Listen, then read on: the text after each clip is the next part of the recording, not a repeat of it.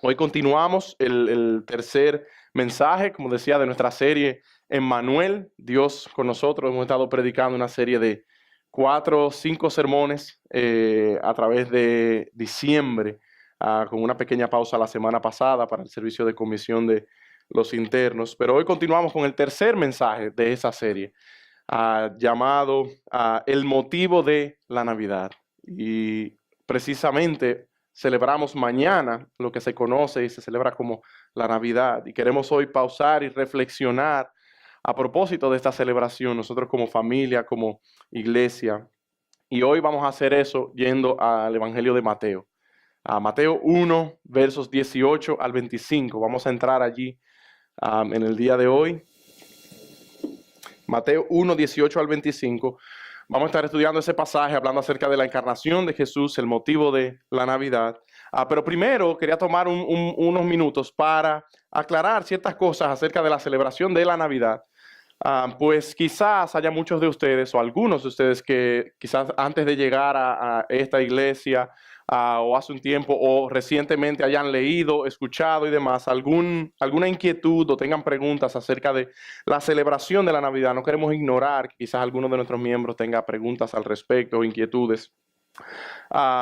Ya que hay varias cosas que yo particularmente he escuchado, yo sé que muchos de ustedes también, acerca de cristianos que decidimos celebrar la Navidad. Pareciera paradójico porque la Navidad es el nacimiento de Cristo y nosotros somos cristianos.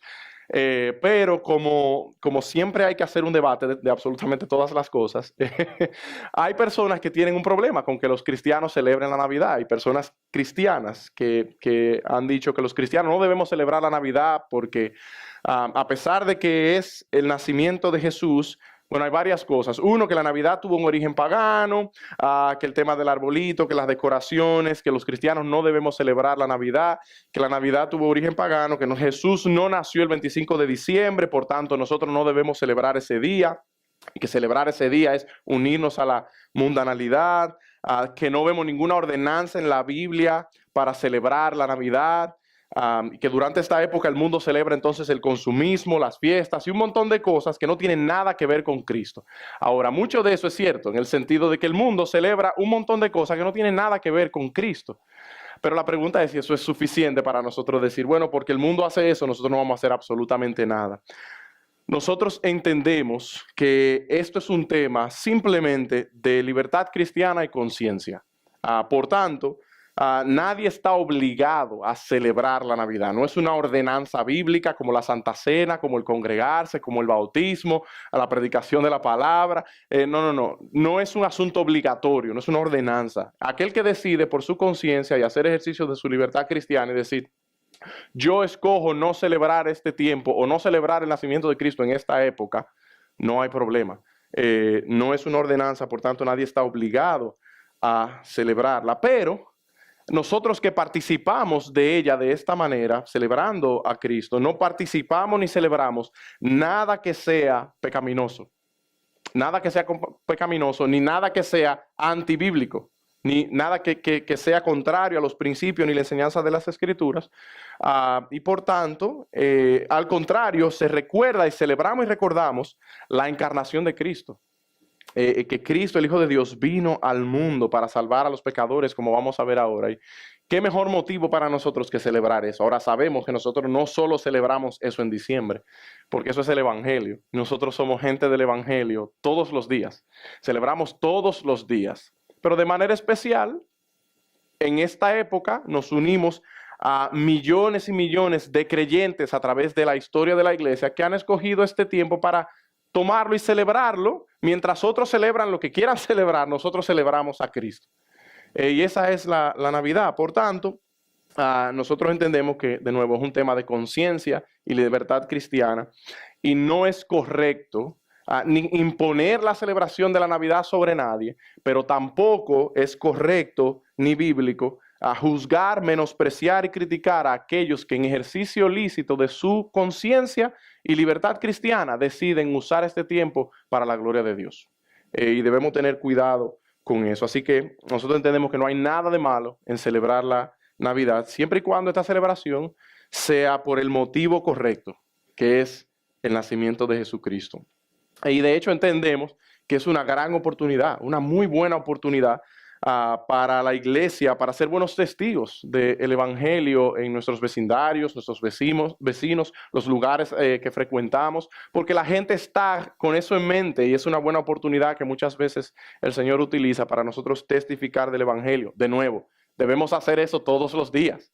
No debemos dejar el evangelismo para la Navidad. Pero es un tiempo donde hay mucha gente quizás sensible yendo a las iglesias cuando nunca viene a la iglesia, solo viene a la iglesia en ocasiones especiales. Y nosotros queremos aprovechar y decirle, bueno, eso que se está celebrando, déjame decirte de qué se trata. Es como cuando Pablo llega en Hechos 17 y le dice, ustedes están aquí adorando a un Dios desconocido. Uy, yo no puedo ser partícipe de eso. No, él dice, déjame decirte quién es ese. Y entra a esa participación y les habla acerca del Dios verdadero a quien ellos no conocen. Nosotros hacemos lo mismo. Mientras el mundo celebra y canta canciones, de hecho, tradicionales de Navidad, que dicen cosas que yo a veces me pregunto, ¿cómo será que la cantan? Ellos no saben lo que están diciendo. Bueno, mientras ellos hacen eso a un Dios desconocido, nosotros decimos, mira quién es ese a quien tú le cantas. Mira cómo nosotros le celebramos, mira cómo nosotros le adoramos. Por tanto, entendemos que hay muy buenas razones para nosotros celebrar la tradición de la Navidad. Así que también es un buen tiempo en casa, nuestros hogares, con nuestros hijos, para enseñarles. Y de hecho, tradición, yo sé que para quizás algunos que vengan de un trasfondo católico y demás, quizás hay esa palabra tradiciones, como que todo lo que sea tradiciones, yo prefiero sacarla de mi diccionario. Pero en realidad, lo que nosotros no hacemos es poner las tradiciones al mismo nivel o por encima de las escrituras. Pero hay buenas tradiciones que todos nosotros tenemos. Nuestra iglesia tiene tradición de hacer días familiares allí en el jardín. Es una tradición que tenemos como iglesia. Una tradición no es más que una costumbre.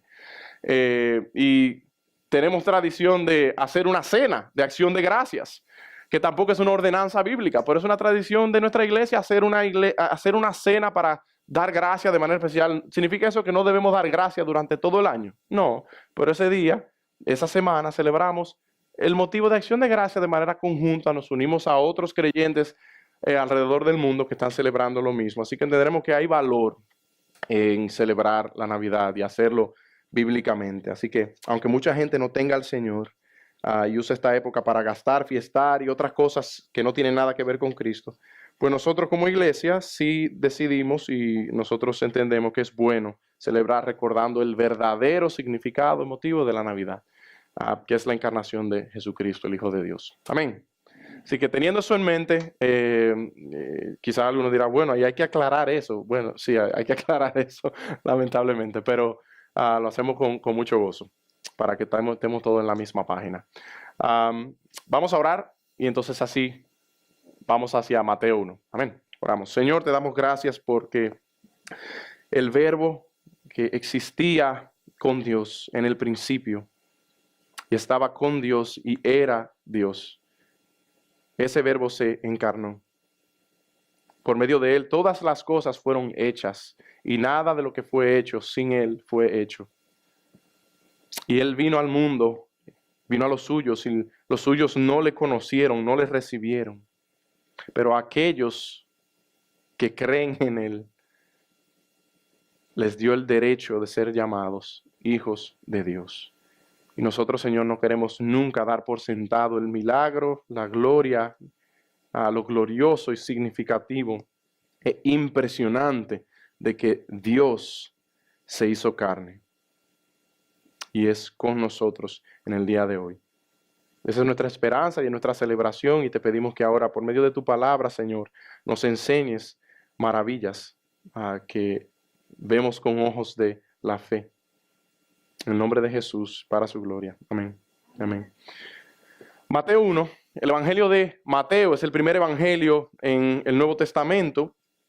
Y es bueno tener en mente que la audiencia de Mateo, su audiencia inicial, original, principal, es principalmente judía. Mateo tiene un estilo bien judío y él está escribiendo principalmente a judíos. Y eso es importante tenerlo en mente porque hay muchos temas a través del Evangelio de Mateo que si uno tiene eso en mente se da cuenta porque él enfatiza ciertas cosas de la manera como la enfatiza.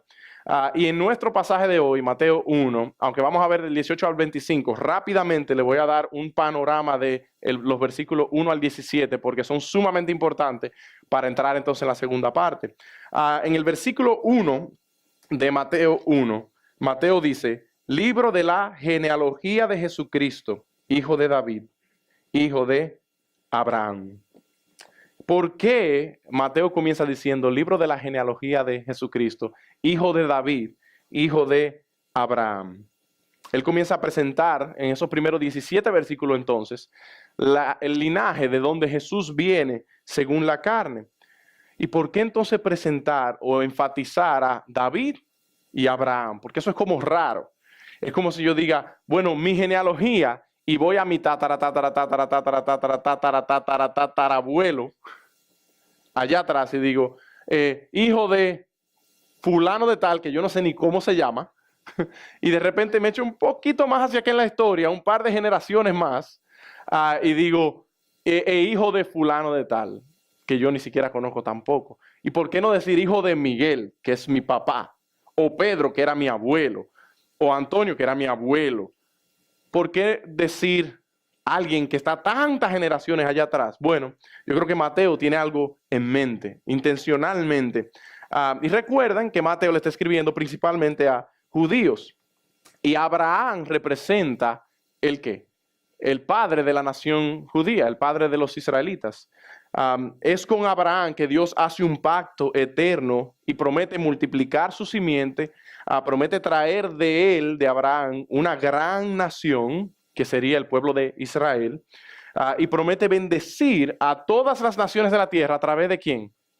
De la simiente de Abraham. Eso está en Génesis 12 y Génesis 17. Allí Dios hace un pacto con él. Él es el padre de los judíos. Y para los judíos entonces era esperado, se suponía que supieran que el Mesías, aquel que iba a ser la bendición para ellos y para todo el mundo, se supone que fuera un descendiente de Abraham. No se supone que fuese un gentil, se supone que fuese judío, para que así entonces se cumplieran las escrituras. Además, eso con relación a Abraham. Pero además entonces, ¿por qué citar a David? Bueno, recuerden que fue con David que Dios hizo un pacto también y le dio una promesa a David de hacer de él un gran nombre, de darle un hijo a David que construiría el templo de Jerusalén, que es ¿quién? Salomón, y de establecer su reino eternamente por medio de su descendencia. Ahora eso es importante porque Dios no estaba diciendo que Salomón iba a ser para siempre. Dios estaba diciendo que el reino, el trono que Dios le iba a dar al pueblo de Israel y a su pueblo por medio de la descendencia de David y luego Salomón, iba a ser un reino, un trono que duraría para siempre, perpetuo.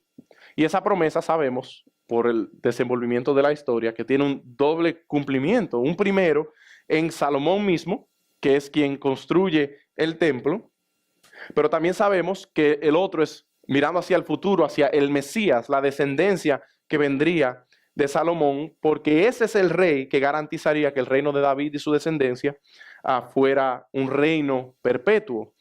Y eso está en 2 de Samuel 7, del 8 al 17, se describe cuando Dios hace esa promesa a David. Y un trono perpetuo necesita ¿qué? Un rey perpetuo. Un trono eterno necesita un rey eterno. Y ningún hombre podía llenar ese requisito. Ahora, no está tan claro en el Antiguo Testamento acerca de la divinidad del Mesías, pero eso se hace claro cuando llega Cristo en el Nuevo Testamento y entonces estas profecías se cumplen en él y todo tiene sentido. Por tanto, los judíos se supone que esperaran también que el Mesías fuera un descendiente de Abraham, un judío, pero que también fuera descendiente de David, un judío que fuera linaje real, de la familia real, que fuera heredero legítimo del trono del pueblo de Dios. Así que Mateo entonces comienza esos 17 primeros versículos dejando claro que Jesús es ese Mesías. Jesús, en él se han cumplido esas promesas. Él fue judío, por tanto fue descendiente de Abraham y también fue linaje real, descendiente del rey David, según la promesa encontrada en la Biblia. Y por eso él dice, Jesucristo, hijo de Abraham, Jesucristo, hijo de David. De manera que esas son las dos preguntas importantes y cruciales que todo ser humano debe hacerse durante su vida. Y esto es sumamente importante que cada uno de nosotros se responda en el día de hoy. Esto va a afectar nuestra eternidad. 1. ¿Es la Biblia lo que la Biblia dice ser? ¿Es la Biblia la palabra de Dios? ¿Es Jesús realmente quien la Biblia dice que Él es? Si la Biblia es la palabra de Dios, la Biblia hace afirmaciones acerca de Jesús que Él mismo hizo acerca de sí mismo. Y la pregunta que tú y yo tenemos que hacernos ¿es esto verdad? Esa es la pregunta. ¿Es esto la palabra de Dios?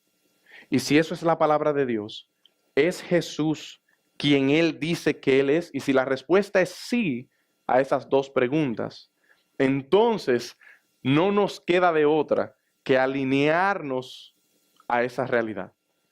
Alinearnos con esa realidad para nosotros entonces estar del lado correcto de la línea cuando sea necesario. Todo ser humano debe hacerse esa pregunta. Así que con eso en mente entonces, Mateo entonces pasa de la genealogía terrenal de Jesús, citando de dónde Cristo viene según la carne, ¿verdad? Y ahora pasa en el versículo 18, ahí continúa narrándonos entonces el nacimiento de Jesús. El nacimiento de Jesús fue como sigue. Ahora sí, leamos Mateo 1, 18 al 25. Y el nacimiento de Jesucristo fue como sigue. Versículo 18. Estando su madre María desposada con José, antes de que se consumara el matrimonio, se halló que había concebido por obra del Espíritu Santo. Y José su marido, siendo un hombre justo y no queriendo difamarla, quiso abandonarla en secreto. Pero mientras pensaba en esto, he aquí que se le apareció en sueños un ángel del Señor, diciendo: José, hijo de David, noten eso, José, hijo de David, no temas para recibir a María, tu mujer, porque el niño que se ha engendrado en ella es del Espíritu Santo. Y dará a luz un hijo, y le pondrás por nombre Jesús, porque él salvará a su pueblo de sus pecados. Verso 22. Todo esto sucedió para que se cumpliera lo que el Señor había hablado por medio del profeta, diciendo: He aquí, la Virgen concebirá y dará a luz un hijo, y le pondrán por nombre Emmanuel, que traducido significa Dios con nosotros. 24. Y cuando despertó José del sueño, hizo como el ángel del Señor le había mandado, y tomó consigo a su mujer, y la conservó virgen hasta que dio a luz un hijo, y le puso por nombre Jesús. Y lo primero importante que nosotros tenemos que notar allí es la seguridad con la que los autores de la Biblia describen los hechos. La seguridad que tú y yo debemos tener acerca de los hechos narrados en la Biblia. Y sabemos eso porque espero que nuestra respuesta a aquella pregunta, ¿es la Biblia lo que dice ser?, sea afirmativa. Y si la Biblia es la palabra de Dios, aquí no da lugar para especulaciones. Mira cómo dice Mateo en el versículo 18. Y el nacimiento de Jesucristo fue como sigue. Los hechos fueron así. No son especulaciones, no son suposiciones, no es como casi pasaron las cosas, pero quizá algo se le pasó a Mateo ahí poner. No, Mateo dice, esto fue como fue. Estos son los hechos. Y de hecho, él nos narra exactamente lo que ocurre. Así que el nacimiento de Jesucristo fue así. La verdad es que todo el cristianismo cuelga, depende de este hecho. Y por eso es sumamente importante. Toda nuestra fe descansa sobre la base, la veracidad y el significado del cristianismo descansan sobre la doctrina de la encarnación de Jesús, el Hijo de Dios. Dios se hizo hombre. Ese es el grande y hermoso misterio de la deidad y la humanidad de Cristo. Y toda la historia de redención, desde el Génesis 1 hasta Apocalipsis, cuelga, depende de que Dios mismo se hizo carne por medio de su Hijo.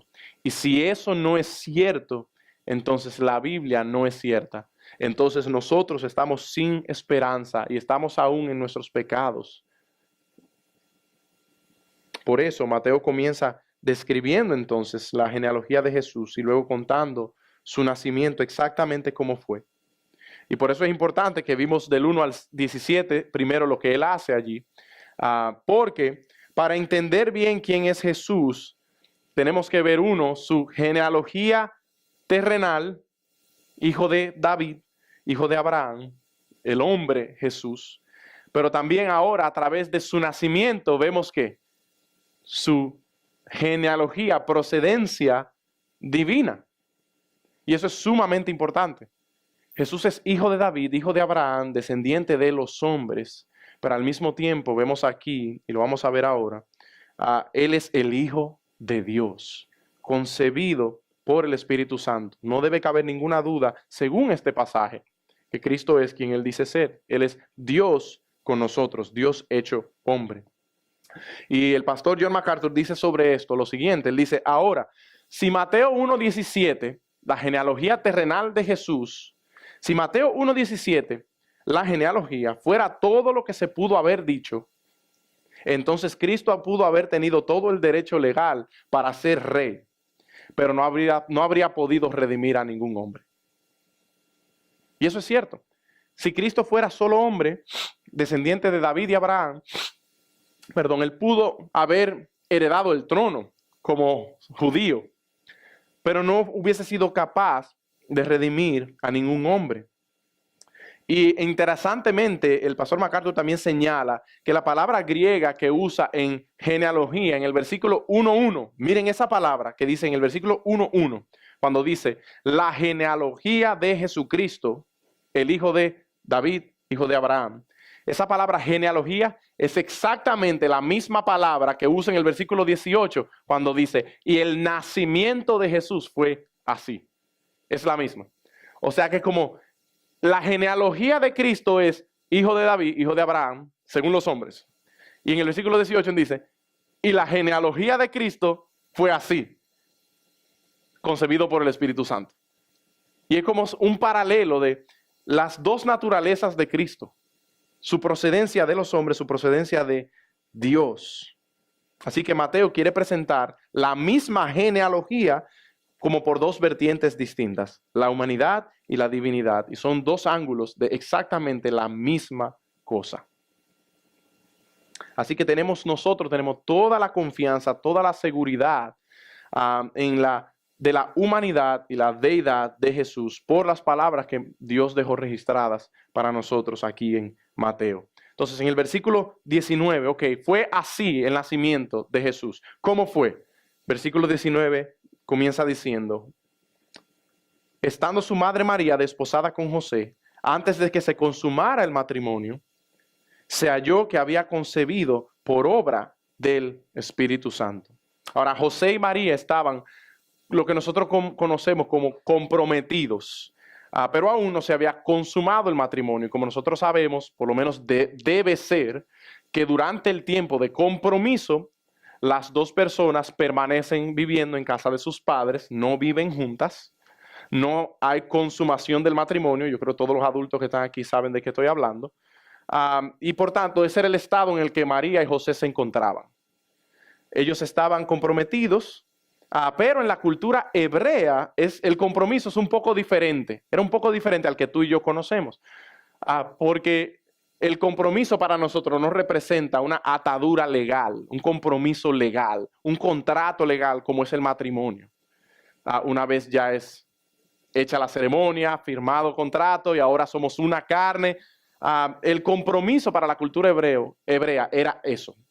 Era una especie de contrato legal que tenía una fuerza legal igual que el matrimonio, y eso duraba un periodo de 1 año para probarse entonces la fidelidad del uno para el otro y prepararse para la ceremonia, de todo 1 año de preparación para aquella ceremonia. Pero como un compromiso, ambos permanecían viviendo separados, no vivían juntos. Y en ese compromiso que era prácticamente una boda. Es como la boda civil. En muchos de nuestros países se celebra de esa manera, porque hasta hace poco la iglesia protestante no tenía, evangélica, no tenía permiso para casar legalmente, solo la iglesia católica. Creo que eso ha ido cambiando. Pero una especie de boda civil. Y yo cuando me casé con Sara, fue así. Fuimos a un jurado, firmamos documentos, hicimos una boda civil y ya estábamos casados. Pero de ahí yo me fui a casa de mis padres y ella se fue a casa de sus padres, hasta el día de la ceremonia. Eso era el estado en el que ellos se encontraban, solo que el de ellos duraba un año. Imagínense, un año. Pero si ellos querían romper en la cultura hebrea, para romper ese compromiso, no era sencillamente decir, ay, mira, esto no va a funcionar, toma el anillo. Había que ir y romper un contrato legal. O sea que había que divorciarse para salir del compromiso. Así que los hombres están mirando y dicen, uy, qué difícil comprometerse en ese día, qué fácil hoy. Había que divorciarse para salir de ese compromiso. Por tanto, tenía una fuerza legal igual que el matrimonio. Ahora, inmediatamente Mateo nos dice, María estaba desposada con José, comprometida con José. Ahí nos deja saber entonces que durante ese tiempo de compromiso se halló que María estaba embarazada por medio del Espíritu Santo. Inmediatamente dice, por el Espíritu Santo. Y eso es algo sumamente increíble, impresionante, que nosotros estamos ya acostumbrados a escuchar, hemos leído, oído tantas veces, que es como que casi hasta nos parece como si fuera común. Pero imagínese usted, padres, quizás con su hija. María tenía quizás 12, 13, 14 años, era común, 15 años máximo. Esa era la edad en la que la gente se comprometía, se casaba. Los que son papás de niñas están diciendo, gracias a Dios que los tiempos han cambiado. Están mirando todo así como 12, 13, 15, 14 años. Pero esa era la cultura y esa era la costumbre. Entonces imagínense ustedes, esta muchacha de 12, 13, 14 años, comprometida. Todavía no se ha consumado el matrimonio, todo el mundo lo sabe, y de repente una barriga, embarazada. ¿Qué se iba a pensar? Eso es algo impresionante y debe impresionarnos. Pongámonos en sus zapatos, pongámonos en los zapatos de José, que fácilmente decimos cuando José, vamos a ver en un momento, decide que la va a abandonar en secreto, decimos, wow, pero qué bárbaro. Bueno, pero pongámonos en sus zapatos. Para un judío devoto, fiel, hombre justo, como dice el texto, que su jovencita, a quien había escogido, de repente es encontrada de esta manera, de la vergüenza que eso traía. De ahí que se nos dice que cuando él lo supo, él quiso, de nuevo, divorciarse, y usa esa palabra, divorciarla en secreto para no ponerla a ella en descrédito. En versículo 19 dice, José su marido, siendo un hombre justo, no queriendo difamarla, quiso abandonarla en secreto. Dice que él era un hombre justo, un hombre misericordioso, un judío joven, devoto al Señor, fiel al Señor. Y eso es evidente en la manera como él trata de resolver el asunto con María para no desacreditarla. Y yo creo que él amaba a María. Precisamente estaban a punto de casarse en un tiempo, ya comprometidos. Y yo quiero que piensen por un momento, aunque Juan 8, del 1 al 11, y se habla y se dice que los manuscritos más antiguos no contienen esa porción. Por lo tanto, no estamos seguros si eso es parte o no es parte, pero con probabilidad no están en los textos más antiguos encontrados. Juan 8, del 1 al 11, que es donde se describe la mujer encontrada en adulterio. ¿Recuerdan ese episodio?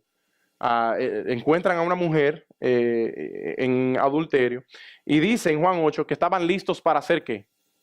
Para apedrearla. Era la ley, apedrearla hasta la muerte. Pero eso no era solamente la mujer, lo que pasa es que quizá el hombre no apareció todavía. Pero en Levítico 20:12, miren lo que dice. Si un hombre comete adulterio con la mujer de otro hombre, que cometa adulterio con la mujer de su prójimo, el adúltero y la adúltera ciertamente han de morir. Levítico 20:12. Deuteronomio 22, 20 al 24 dice, pero si el asunto es verdad, o sea, si se sabe que es cierto, que la joven no fue hallada virgen, entonces llevarán a la joven a la puerta de la casa de su padre. Los hombres de su ciudad la apedrearán hasta que muera, porque ella ha cometido una infamia en Israel, prostituyéndose en la casa de su padre. Así quitarás el mal de en medio de ti. Si se encuentra un hombre acostado con una mujer casada, los dos morirán. El hombre que se acostó con la mujer y la mujer, así quitarás el mal de Israel.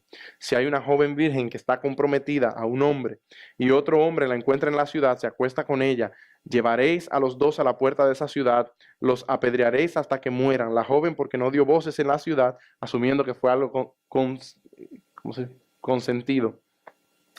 Y el hombre porque ha violado a la mujer de su prójimo, así quitarás el mal de en medio de ti. O sea que pónganse en los zapatos de María, pónganse en los zapatos de José. Ellos saben lo que viene. Ellos saben, según la ley, lo que procede si esto sale a la luz. Y de allí entonces José decide hacerlo en secreto porque había una provisión, según la ley de los hombres, para no traer descrédito sobre ella, hacer que se juntaban con las personas adecuadas, se rompía el contrato, tú por aquí, yo por allá, y se dejaba eso sin traerlo a la luz pública de manera que no fuera desacreditada, pero aún quedaba con un niño, madre soltera. Y José, por amor a María, tratando de no desacreditarla, trata de hacer esto. Dice que quiso abandonarla en secreto para no difamarla. Luego entonces, en el versículo 20, se nos dice que mientras José pensaba en esto, y esa frase de pensaba en esto, muestra cómo José no fue como, uy, wow, tú me hiciste eso, bueno, pues me largo de aquí. Dice, pensando en esto, o sea, se ve que probablemente él no durmió esa noche. Él se quedó despierto, dio una vuelta, volvió, trató de dormir, no podía, y pensando en esto, turbado probablemente, he aquí se le apareció en sueños un ángel del Señor. Pensando en esto, se le apareció un ángel en sueño. ¿Qué dice eso? Pensando, se durmió. Se quedó dormido de tanto darle vuelta a la cosa. Se duerme allí y se le aparece en sueños un ángel. Ahora, eso no es un sueño como el que yo tuve anoche. Que yo podía volar y que estaba arriba de un arco iris y no sé qué. No era ese tipo de sueño. Era típico de Dios hablarle al pueblo por medio de sueños y visiones. Y eso es lo que le ocurre. Él estaba tan seguro, esto fue Dios, quedó claro, fue un ángel del Señor que se le aparece a José. ¿Y qué le dice el ángel a José? Le dice, he aquí, se le apareció en sueños un ángel del Señor diciendo, José, hijo de David, no temas recibir a María tu mujer, porque el niño que se ha engendrado en ella es del Espíritu Santo. Y es increíble que es tan claro, porque siempre se refiere a Jesús como el hijo de María según su humanidad, pero nunca la Biblia usa esos términos para José. Nunca dicen el hijo de José. Nunca dice José su padre. Nunca en la Biblia. Siempre dice José toma a María y a su hijo. O José tomó a María y al muchacho y fueron a Egipto. Yo creo que la Biblia es cuidadosa para dejarnos saber que ciertamente aunque él fue su padre adoptivo y por Dios dado a Jesús para que lo criara junto a María, el padre de Dios, de Jesús, ¿quién era? Dios. El Espíritu Santo fue quien lo engendró. Mateo entonces nos dice las palabras exactas del ángel a José. Interesantemente usa de nuevo la expresión José, hijo de David. Tenemos el testimonio de Mateo y el testimonio de el ángel. Jesús es el hijo de Dios y es hijo de los hombres. José entonces es advertido de no abandonar a María y de recibirla a ella junto a su hijo. Y después el ángel continúa diciendo en el versículo 21, y dará a luz un hijo y le pondrás por nombre Jesús, porque él salvará a su pueblo de sus pecados. Y esa es probablemente una de las mejores partes de todo ese pasaje, porque allí se nos dice quién es este niño. Hasta ahora solo le ha dicho, María va a tener un niño, pero no le ha dicho quién es. Le ha dicho que es del Espíritu Santo, pero no han dicho quién es. Pero de repente le pondrás su nombre Jesús, porque él salvará a su pueblo de sus pecados. ¿Para qué vino Jesús? para salvarnos. ¿Para qué se encarnó Dios en su Hijo? Para salvar a su pueblo de sus pecados. Y allí eso debía sonar trompetas del Antiguo Testamento. La promesa de salvación, el Mesías, estaba a punto de llegar. Y esta es, hermanos, hermanas, amigos, esta es la razón por la que nosotros celebramos la Navidad. Nosotros celebramos, esto es lo que nosotros celebramos. No solamente, como decíamos al principio del servicio, no solo celebramos el hecho de que Dios se encarnó y vivió entre nosotros, simplemente como un pensamiento bonito, entre las nubes, la nieve, como yo estaba el otro día, dreaming of a white Christmas, soñando con una Navidad blanca, cayó como media pulgada y se fue a la hora. Para alguien que vivió en Minnesota, ya ustedes saben eso. No. Así que nosotros no celebramos solamente la Navidad con regalos y aguinaldos y la nieve y demás, sino que nosotros celebramos la Navidad. Es imposible desconectar el nacimiento de Jesús de la cruz de Jesús. Es absolutamente imposible, porque Él vino a eso. Desde su nacimiento se nos anunció quién Él era y a qué vino. Su nombre lleva esa marca. Él es Jesús, el Salvador de su pueblo. Él nos salvará de nuestros pecados. ¿Y cómo haría Jesús eso? Un madero, una cruz. Es imposible separar la Navidad de la Semana Santa. Y en la Semana Santa celebramos que aquel crucificado fue quien nació. Y ahora celebramos que aquel que nació fue aquel que fue crucificado por nosotros, porque a eso Él vino. Versículo 22 al 25 entonces dice que todo eso sucedió para que se cumpliera lo que el Señor había hablado por medio del profeta, diciendo: he aquí, la Virgen concebirá y dará a luz un hijo, y le pondrán por nombre Emmanuel, o Emanuel, que traducido significa Dios con nosotros. Y cuando despertó José del sueño, hizo como el ángel del Señor le había mandado, y tomó consigo a su mujer, y la conservó virgen hasta que dio a luz un hijo, y le puso por nombre Jesús. Emmanuel es un nombre compuesto, está compuesto por dos partes. Él al final es Dios. Dios, y de allí sale el Elyon, el Shaddai, Él es Dios, es tal cosa, Dios es tal cosa.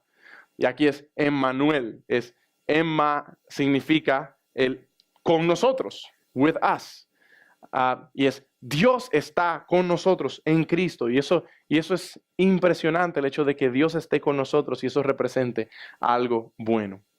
Este tema de que iban a ser de una virgen no debía ser noticia para los receptores de este evangelio, sobre todo los judíos que estaban familiarizados con la palabra de Dios. ¿De dónde sale que una virgen iba a dar a luz a un hijo? Bueno, el pastor Tony lo leyó antes de la oración. En Isaías 7 se nos dice que por tanto, 7:14, por tanto el Señor mismo os dará una señal. O sea que si el Señor nos va a dar una señal, ¿qué tenemos que hacer nosotros? Estar alerta, poner atención para cuando esa señal ocurra, saber que el Señor ha hecho esto. Dice: el Señor os dará una señal. He aquí, una virgen concebirá y dará a luz un hijo, y le pondrán por nombre Emmanuel. Isaías 7:14. Y el ángel viene y le dice a José: esto que está ocurriendo es eso. El Señor está cumpliendo su promesa. Y este evento no es extraño a las Escrituras. Ya había sido anunciado. Mateo dice entonces en el versículo 23 que el significado de Emmanuel es Dios con nosotros. Ahí podemos ver entonces las dos caras de la moneda de nuestra salvación. Uno, Jesús es ¿qué? ¿Qué significa Jesús? Salvará a su pueblo de sus pecados. ¿Y qué significa Emmanuel? Dios con nosotros. Y eso es lo hermoso del evangelio, y que mucha gente pasa por alto. Y es que Dios no solamente nos ha salvado de, sino que nos ha salvado para. ¿Tiene sentido eso? Dios nos ha salvado, Jesús, de nuestros pecados y de la muerte como consecuencia del pecado. Romanos 6:23. La paga del pecado es muerte. En Génesis 2, Dios le dijo a Adán y a Eva, el día que comieran de él, ciertamente morirás. No es sorpresa que Efesios 2 dice que estamos muertos en delitos y pecados. Es que ya había sido anunciado. Dios así lo dijo. El problema es que no le creímos, como siempre. Somos salvos del pecado, pero no solamente somos salvos del pecado, Jesús, sino que también somos salvos, Emmanuel, para estar con Dios. Porque el pecado lo que ha hecho es separarnos de Dios. Éramos enemigos de Dios, separados de Dios, en muerte eterna, incapaces de disfrutar a Dios, el ser más glorioso, maravilloso, nuestro creador. Para eso nos creó. Y el pecado ha hecho que tú y yo estuviésemos separados de Dios. Así que Jesús nos salva de nuestros pecados. Emmanuel trae a Dios cerca con nosotros. Génesis 17:8 dice, y vamos a estar corriendo por una lista de versículos que nos anuncian que eso iba a ser así. Génesis 17:8 dice, y te daré a ti y a tu descendencia después de ti la tierra de tus peregrinaciones, toda la tierra de Canaán como posesión perpetua, y yo seré su Dios. Así que el pueblo judío estaba esperando eso. Dios con nosotros, yo seré su Dios. Éxodo 29:45, de nuevo hablando al pueblo de Israel. Y habitaré entre los hijos de Israel y seré su Dios. Jeremías 24:7, 31:33, 32:38. ¿Qué dice Dios en aquella profecía? Les daré un corazón para que me conozcan, porque yo soy el Señor. Y ellos serán mi pueblo y yo seré su Dios. Pues a mí se volverán de todo corazón. Jeremías 31:33. Porque este es el pacto que haré con la casa de Israel después de aquellos días, declara el Señor. Pondré mi ley dentro de ellos y sobre sus corazones la escribiré, y yo seré su Dios y ellos serán mi pueblo. Jeremías 32:38. Ellos serán mi pueblo y yo seré su Dios.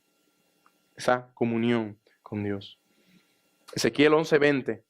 Para que anden en mis estatutos, guarden mis ordenanzas y los cumplan, entonces serán mi pueblo y yo seré su Dios. Ezequiel 14:11.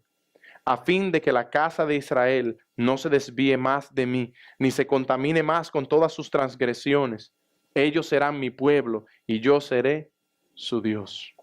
Ezequiel 37:27. Mi morada está también junto a ellos, y yo seré su Dios y ellos serán mi pueblo. Zacarías 8:8. Y los traeré y habitarán en medio de Jerusalén, y ellos serán mi pueblo y yo seré su Dios en verdad y en justicia. Y antes de que algunos se me pongan nerviosos y digan, bueno, pero es el pueblo de Israel. Hebreos 8:10. Porque este es el pacto que yo haré con la casa de Israel después de aquellos días, dice el Señor. Pondré mis leyes en la mente de ellos y las escribiré sobre sus corazones, y yo seré su Dios y ellos serán mi pueblo. Aplicado a la iglesia en el Nuevo Testamento. Ah, bueno, pero que esos son los hebreos. Ok. Dios usa el mismo argumento, el apóstol Pablo en 1 Corintios 6, cuando dice, ¿acaso no son ustedes el templo del Espíritu Santo? Son gentiles, no son hebreos. Porque así dice el Señor. Y cita entonces este texto.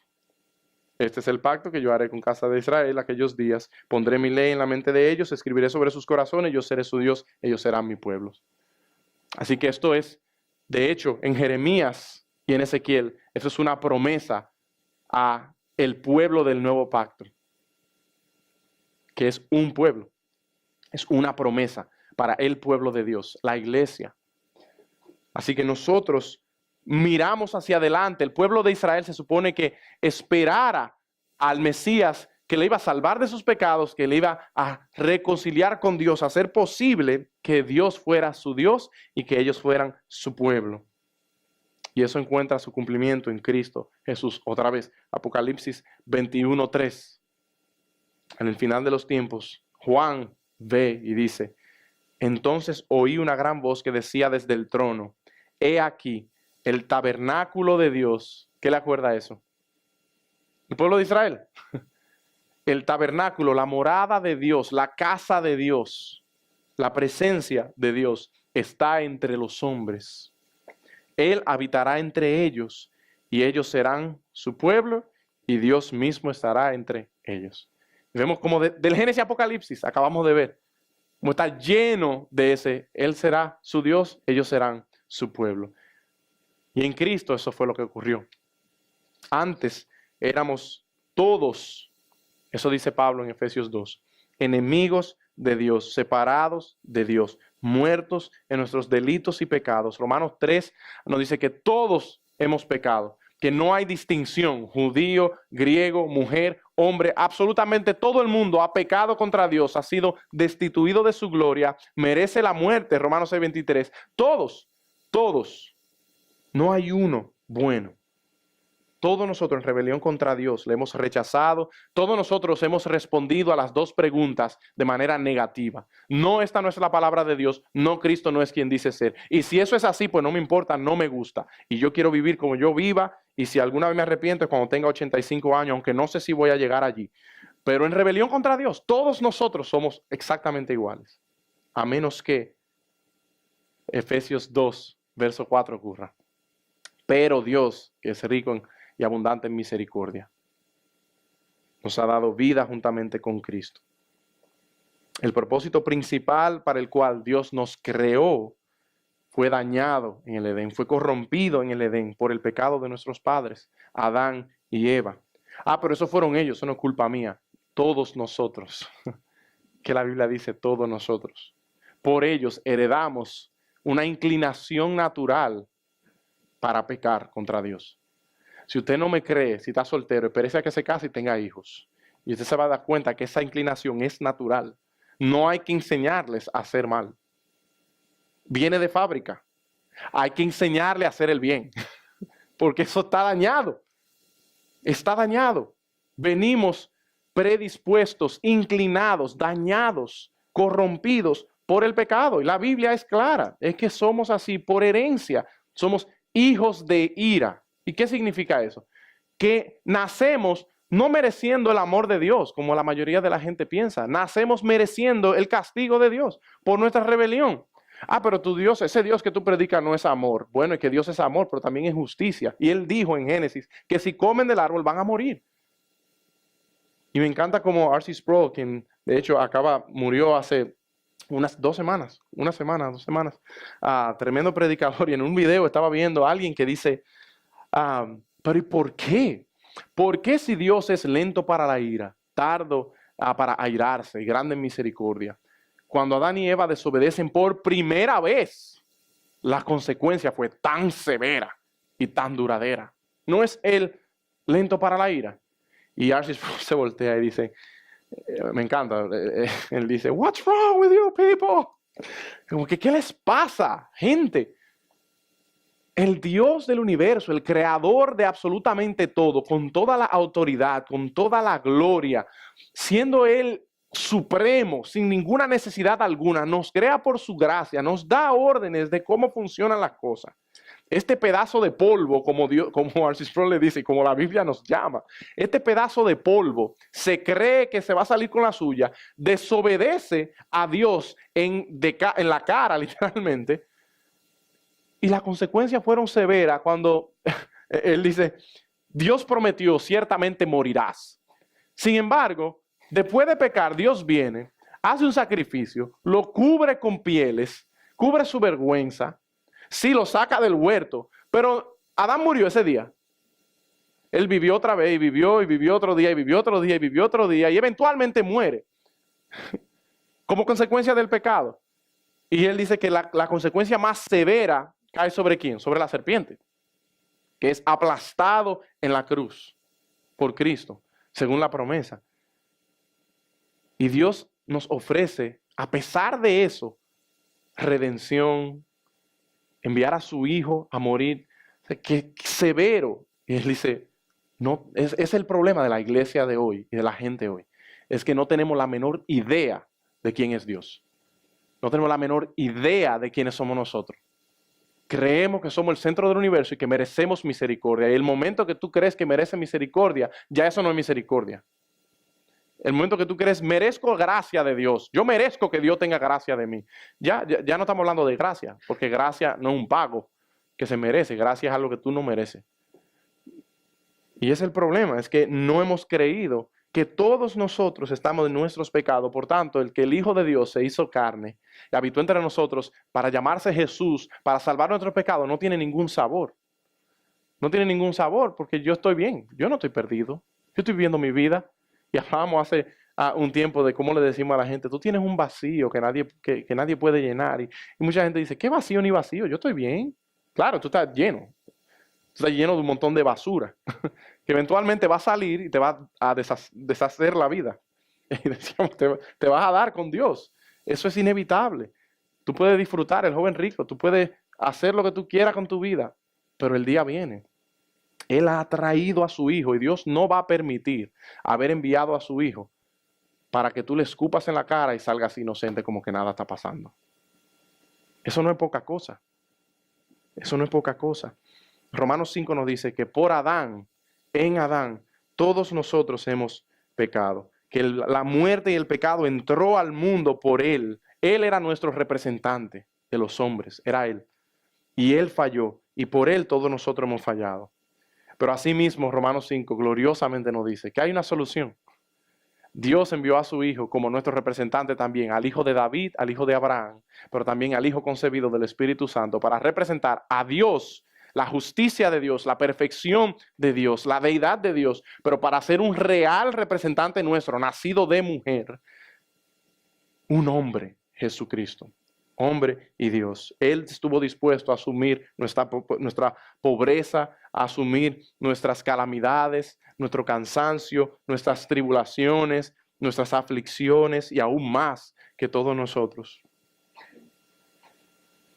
Y por Él dice que ha resultado, así como por la desobediencia de Adán entró la muerte y resultó la condenación de los hombres, por Cristo ha resultado la justificación. Por tanto, salvación para los hombres. Por medio de la fe en Jesús, solamente en Jesús, somos salvos del pecado y por medio de la fe en Jesús somos reconciliados con Dios. Recibimos a Jesús y recibimos a Emmanuel, al perdón de pecados y a Dios con nosotros para siempre.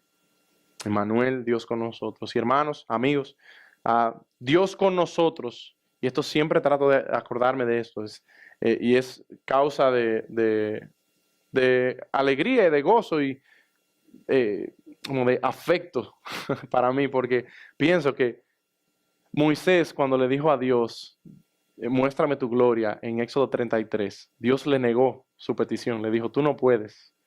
Y vayan a Éxodo 33 y léanlo. Cuando Dios está dando la instrucción para construir el tabernáculo, Moisés, me imagino que maravillado con esta conversación con Dios, dice, pero enséñame tu rostro, yo quiero verte. Y Dios le dice, no, yo te voy a mostrar mi espalda, ¿verdad? Como si hubiese anatomía en Dios.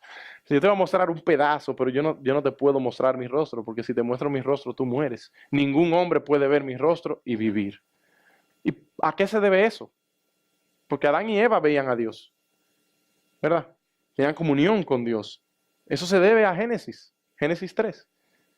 Se debe al pecado. Todo hombre, ¿qué pasa con Isaías?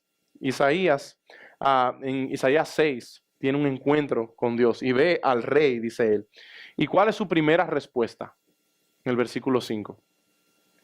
Ay de mí, perdido estoy, porque soy hombre de labios inmundos, y en medio de un pueblo de labios inmundos habito. O sea, yo soy el problema, el pueblo es el problema, estoy muerto.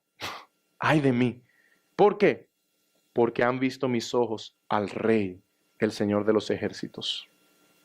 Y eso mismo dijo Dios a Moisés. Pero no quedó allí porque Isaías confiaba en Dios y reconoció su condición delante de él, de pobredumbre, de bancarrota, de necesidad de perdón. Y dice que un serafín voló a él y le pasó un carbón encendido por sus labios y quedó perdonado su pecado.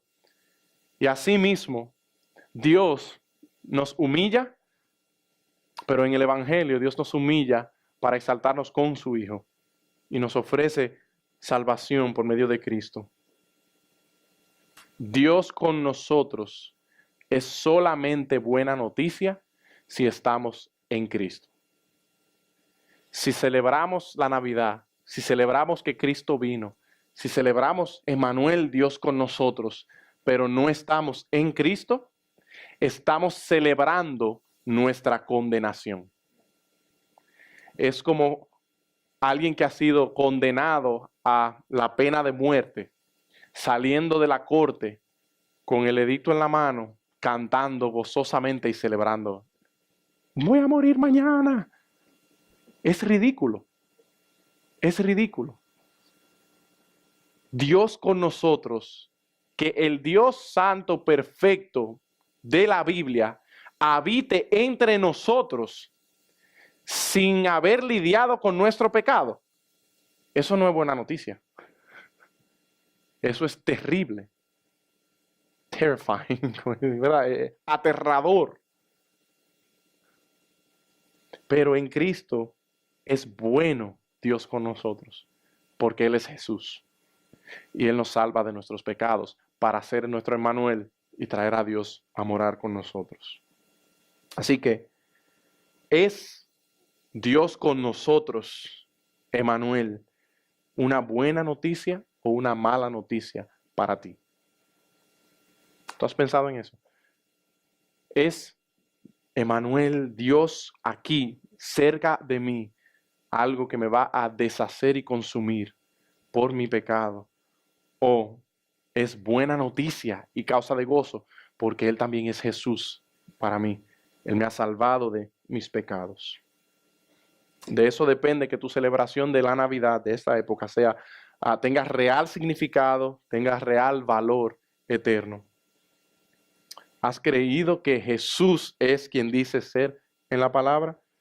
¿Has creído que la Biblia es la palabra de Dios, que Jesús es quien Él dice ser?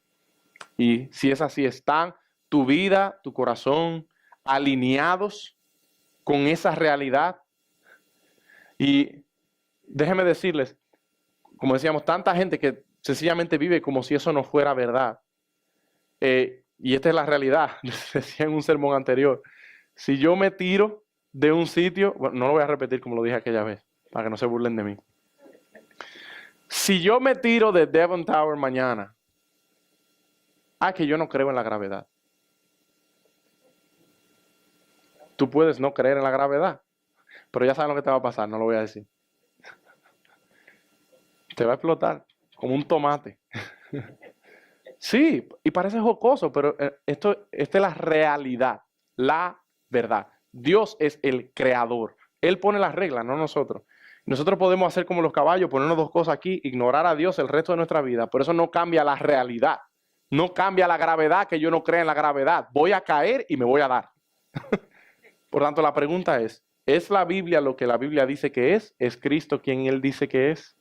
Dios con nosotros, el verbo de Dios encarnado, quien vino a salvarnos de nuestros pecados. Si eso es verdad, asegúrate rápido de estar alineado con esa realidad. Más temprano que tarde. Y quiero cerrar leyendo Juan 1. Como una reflexión de regocijo, de gozo, de celebración para aquellos que están aquí, que son de Cristo, que están en Cristo. Y esto es nuestra gloria, nuestro gozo es saber esto. Y en eso celebramos en esta Navidad. Y si no estás en Cristo, yo espero que pronto puedas estar en Él y celebrarlo junto a nosotros. No hay mayor gozo que eso. Juan 1, versos del 1 al 5 y del 9 al 14. Juan 1:1. En el principio existía el verbo y el verbo estaba con Dios y el verbo era Dios. Él estaba en el principio con Dios. Todas las cosas fueron hechas por medio de Él. Y sin Él, nada de lo que ha sido hecho fue hecho. En Él estaba la vida y la vida era la luz de los hombres. Verso 5. Y la luz brilla en las tinieblas, y las tinieblas no la comprendieron. Verso 9. Existía la luz verdadera, que al venir al mundo alumbra a todo hombre. En el mundo estaba, y el mundo fue hecho por medio de él, y el mundo no le conoció. A lo suyo vino, y los suyos no le recibieron. Pero a todos los que le recibieron, les dio el derecho de llegar a ser hijos de Dios, es decir, a los que creen en su nombre, que no nacieron de sangre, ni de la voluntad de la carne, ni de la voluntad del hombre, sino de Dios. Y el Verbo se hizo carne y habitó entre nosotros, y vimos su gloria, gloria como del unigénito, del Padre, lleno de gracia y de verdad.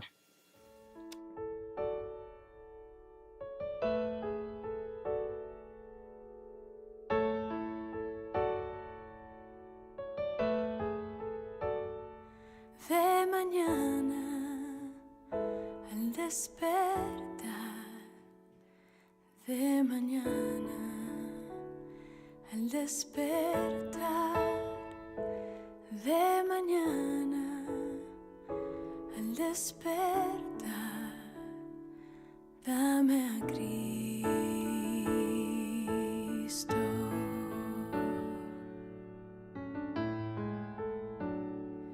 Y cuando solo estoy, y cuando solo estoy, y cuando solo estoy, dame a Cristo.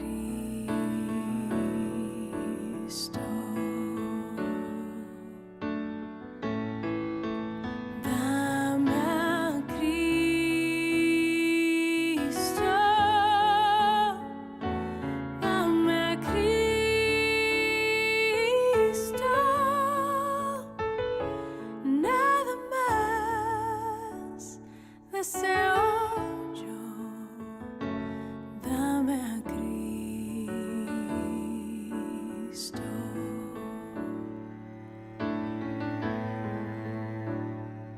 Y cuando temo yo, y cuando temo yo, y cuando dame a Cristo, dame a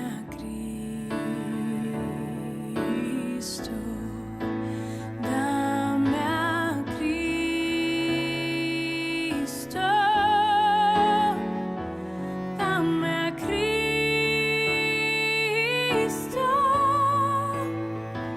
nada más deseo yo, dame a Cristo.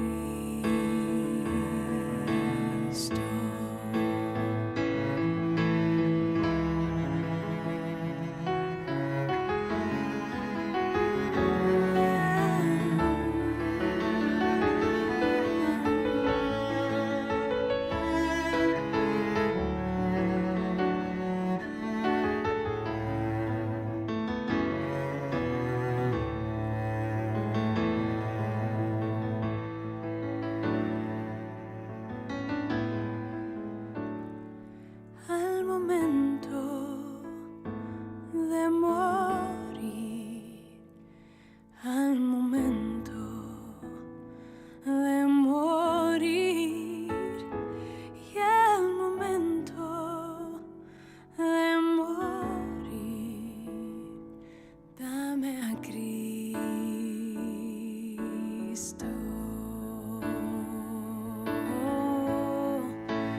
Dame a Cristo,